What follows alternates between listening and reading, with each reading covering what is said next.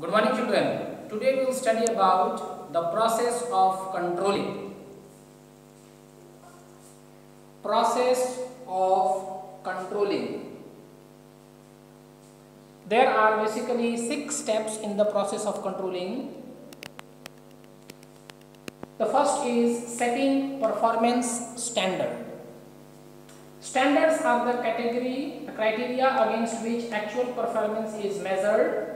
So the actual performance standard is basically what? It is the criteria against which the actual performance is measured.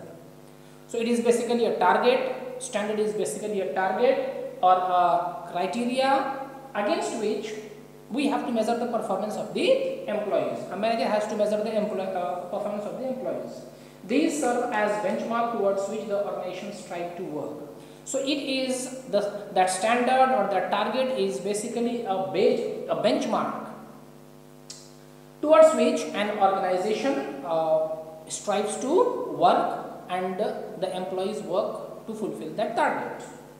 The first step of the control process is establish the standard. So the first step in the process of control is to establish the standard or the target against which actual results are to be evaluated.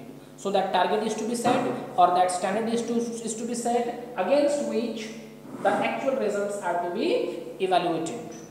Standards are set in the quantitative as well as qualitative terms. So standard is set both in the qualitative and as a quantitative term. But managers should try to set standard in the quantitative terms which can be easily measured and compared later on. But as a manager, you should try to measure the standard in the quantity terms. Why? Because it is very easy to measure and it is very easy to compare. If standards are set in qualitative terms, an effort must be made to define them clearly for easy measurement. And if at all a manager is making the standard in the qualitative terms, then hard work must be done or effort must be done to define them in the quantity terms for the easy measurement. Due to change taking place in the internal and external environment, standard needs to be revised regularly. So because there are changes, environment is dynamically changes. Because of that, the standard should be regularly revised. Now the second step in the process of controlling is measurement of actual performance. Once the standards are fixed, the next step is to measure the actual performance.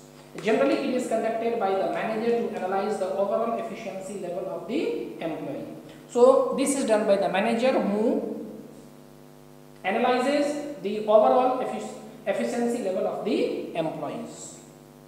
While measuring the performance, objectives and reliable methods should be used, such as sample checking, preparing reports, personal observation, etc.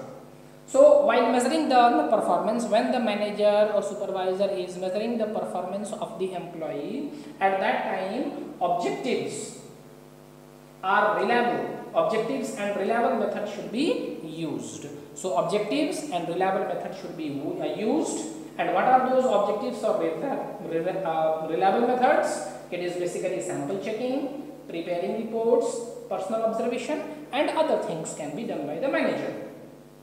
Measurement should be done after the task is completed. So after the task is completed, only then the measurement should be done by the manager. However, sometimes performance can be measured during the performance to ensure regular control over the activities. Sometimes the manager can also measure the performance as the work is going on or in between the work, so as to control the overall activities of the employees. Usually in large organizations, certain pieces are checked at randomly instead of checking them as a whole lot. So in certain large organizations, certain pieces are checked, randomly it is checked, and that is basically called the sample checking. So instead of checking the whole lot, a sample is checked. It's a very fast process, and that helps in the process of controlling, and that is basically called the sample checking. Now the third step in the process of controlling is comparing actual performance. This step involves comparing of actual performance with the standard. So in the third step, the actual work is compared with the set standard. So the actual performance is compared with or measured with the standard. Such comparison helps in revealing the deviations between the actual and the desired results. And after comparing the actual and the standard, the deviation is revealed. That how much problem is there. Comparison becomes easier when standards are set in quantitative terms, and when the standards are set in quantity terms, the comparison becomes very easy. Now the fourth step is analyzing deviations. In this step, the deviation is analyzed. Under this step, deviation is the key area of business need to be attended on urgent basis as compared to the deviation in certain insignificant areas. So in the fourth step, that is analyzing deviation in key areas of the business. Every business has certain key areas. So in those key areas of the business, there need to be that is to be urgently attended if there is deviation in that area. So if there is deviation in the key area, every business has certain key areas, very important areas, and if there is deviation in that area, then it should be urgently attended or it should be urgently solved. There is a need to determine the acceptable range of deviation in all the operational areas. In all the operational areas, there is always a range of deviations which can be accepted. But above that, if there is any deviation, then it should be checked and it should be controlled. Following points should be kept in mind while analyzing deviations. So there are 2 points which you have to keep in mind while analyzing deviation. First is critical point of control and the another is management by exceptions. So first, critical point of control. According to this principle, control system should first focus on key result areas which are critical to the success of the organization.